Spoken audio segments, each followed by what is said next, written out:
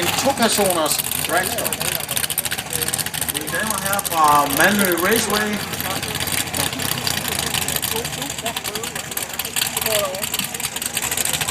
Ja, de kan altså simpelthen noget i Sverige. De bygger sgu lige en dragster til 2 personer, så har du lyst til at opleve suset, ja, så kan du få bagsædepladsen. Det er jo fandme som at være Co-Flyer i en F-16 her.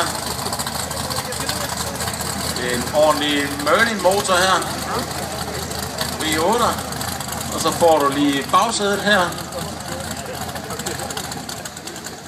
Og så skal vi have sendt 1032 afsted.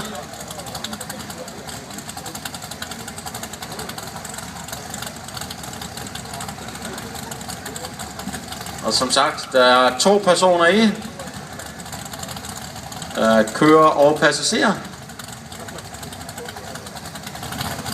Fra Malmø Raceway, home of speed.